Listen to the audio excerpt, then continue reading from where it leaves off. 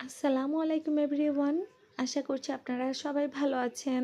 আলহামদুলিল্লাহ আমরাও সবাই ভালো আছি। তো নতুন আরও একটি ভিডিও নিয়ে হাজির হয়ে গেলাম। আশা করছি আজকের ভিডিওটা আপনাদের সবার কাছে ভালো লাগবে। ভিডিওটা অনেক ছোট, কিন্তু তারপরেও আপনাদের সাথে শেয়ার করলাম। আসলে ভিডিওটা দিতেই মন চাচ্ছিল না, কারণ দেশের যে পরিস্থিতি, 2 দিন আগেই আরকি একটা বাস দুর্ঘটনা হয়েছে। তো তারপর আবার একটা ট্রেন দুর্ঘটনা হলো। তারপর আবার একটা বাসের মধ্যে আগুন লেগে গেছে। মানে এরকম দুর্ঘটনা আমাদের দেশে লেগেই আছে। আর ঈদ যাত্রা যে কতটা ভয়ানক, কতটা দুঃখের হতে পারে, সেটা এবছরের ঈদ না হলে বুঝতাম না যে কত মানুষের জীবন ঝরে গেছে। একটু আনন্দ করার জন্য বাড়িতে গিয়ে আর সেই মানুষটা ফিরে আসতে পারলো না, এরকম অনেক অনেক মানুষের জীবনে হয়েছে। আর এগুলো কিভাবে মেনে নেওয়া যায়? এগুলো তো কোনোভাবে মেনে নেওয়া সম্ভব না। আর একটা ফ্যামিলিতে যদি একজন মানুষ মারা যায়, সেই ফ্যামিলিটার সেই মানুষটার জন্য শোকটা কাটিয়ে উঠতে অনেক দিন সময় লেগে যায়, আর সেটা ভোলা কোনোভাবে সম্ভব না। আর তারপর যদি সেই ফ্যামিলির সবাই মারা যায়, তাহলে কত কষ্ট লাগে সেই ফ্যামিলিটার, যে কি পরিস্থিতি হয় সেটা তো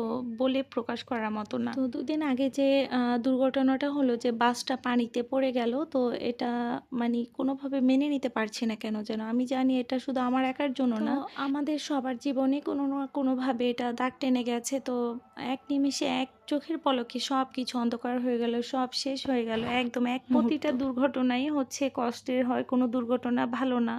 আর দুর্ঘটনা হলে মানুষের জীবনে অন্ধকার নেমে আসে, একদম জীবনটা উলটপালট হয়ে যায়, মানুষ তার আপনজনকে হারায়। তো এর থেকে খারাপ আর কিছু হতে পারে না। তো আল্লাহ, আপনি আমাদের সবাইকে রক্ষা করুন, মাফ করে দেন। তো কি বলবো, কিছু বলারই কোনো ভাষা নেই। আমার মনটা এত বেশি খারাপ ছিল, শুধু মনে পড়ে কেন যেন, ভুলতেই পারছি না, ভোলা সম্ভব না। যাদের আপনজনদেরকে হারিয়েছে তাদের মনের অবস্থাটা ভাবুন, কতটা কষ্ট হচ্ছে তাদের। আর আমাদের এই দেশে প্রতিটা ব্যবস্থা এত বেশি নড়বড়ে হয়ে আছে, প্রতিটা ক্ষেত্রেই দেখা যায় যে একদম দুর্ঘটনা, বিপদ লেগেই আছে। কেন যেন জানি না, কি আমাদের দেশে নজর লেগেছে কি বলবো, বলারও কোনো ভাষা নেই। প্রতিটা ক্ষেত্রে দেখা যায় বিল্ডিং ভেঙে মানুষের গায়ে পড়ছে, তারপর পানিতে পড়ে যাচ্ছে গাড়ি, তারপর আগুন ধরে যাচ্ছে, প্রতিটা ক্ষেত্রেই শুধু বিপদ। আল্লাহ, আপনি আমাদের সবাইকে হেফাজত করুন, আমাদের দেশবাসী সবাইকে রক্ষা করুন। এগুলো আর নেয়ার মতো না।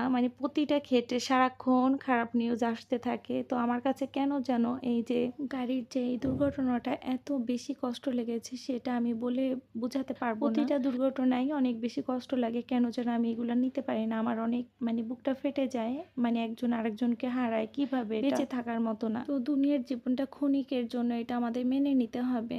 তো আজকের ভিডিওটা এখানে শেষ করব। সবাই ভালো থাকবেন, আমাদের জন্য দোয়া করবেন। আল্লাহ হাফেজ।